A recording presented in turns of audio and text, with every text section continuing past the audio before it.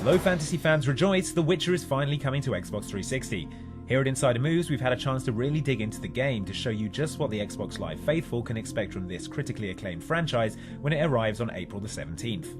Now here at Inside Xbox, we're long-time role-playing game fans, so for the purposes of this preview, we're going to talk about the things that really jumped out and grabbed us about The Witcher 2. Now the first thing that strikes you about the game is the maturity of the content. We don't mean crass, though the game is certainly full of bawdy houses and bad language. We let the Scoia'tael inside, and they'll skin us alive, just before they slit our throats. Charming. And we don't mean blood and guts, though you'll certainly see plenty of both throughout your time with the game. What we mean is the complexity of characters and the maturity of the plot.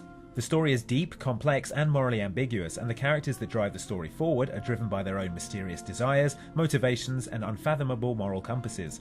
Even your allies can leave you outraged and sickened, and even the most cold-blooded villains can betray a little glimmer of humanity, leaving you unsure who's in the right a lot of the time. You see, the Scar says evil, but he actually runs a shelter for abandoned kittens. Still waters run deep and all that.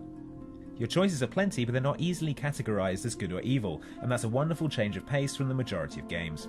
Complementing the maturity of the game content are its equally sophisticated RPG mechanics. The main character, Geralt of Rivia, is a Witcher, a mutant strain of humanity bred from an early age to be a prodigy of swordplay, magic, alchemy, and craftsmanship. Geralt is the monster's monster, the terrifying nemesis every dark creature fears, and each facet of his skill set is represented by deep mechanics. Swordplay, for example, is both quick and tactical. First, Geralt carries two swords, one made from steel, best used on human enemies, and the other made from silver, whose mystical properties are tailor-made for killing monsters. Of course, stab up a human with a silver sword and they'll still die, but it'll make things a lot easier if you choose the right tool for the job. You have access to both quick and strong attacks and auto-lock, parry, and counter abilities. While those abilities are fairly standard, it's the way in which you string them together that gives Witcher 2 a deadly but graceful feel during combat. For example, much like Batman Arkham City, you can use your light attack to quickly bounce from enemy to enemy, keeping a crowd at bay while looking for your opportunity to land a killing blow. Swordplay, though, is just a very small part of the equation. Geralt also has access to magical signs which can instantly change the flow of battle. For example, you can stun enemies with the Ard sign, opening them up for attack.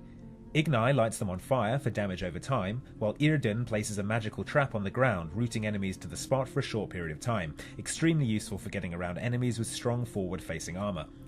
You can also shield Geralt from attack and even charm enemies to fight on your side. We've touched on the swords and sorcery, but Geralt can also carry a number of useful bits of equipment with him, such as throwing daggers, bombs, and powerful traps, all of which are incredibly useful in the very challenging combat encounters throughout the game. Potions and enhancements also play a big role, allowing you to buff yourself and your gear before heading into battle. The potion system even employs a toxicity mechanic. Geralt can only drink so many potions before he ends up poisoning himself, so you have to choose wisely when deciding how to prepare. You can also only use them by meditating before battle, so there's no pausing in the middle of fights to down 30 potions, as we can often be seen doing in Skyrim. The pace of Witcher 2's combat may lull some into thinking that it's a hack and slash game, but only by using all of the tools at your disposal will you really be able to dominate an encounter. All of this just grazes the surface of what Witcher 2 brings to the table in terms of gameplay and story, but hopefully you now have a better idea of what to expect from the game. Finally, it's worth noting that The Witcher 2 Xbox 360 fans will receive is the Enhanced Edition, which includes all the downloadable content that was available on PC, as well as new characters and whole new stories and quests. So that's The Witcher 2 coming your way on April 17th. Thanks everyone for watching Inside Xbox, we'll see you next time.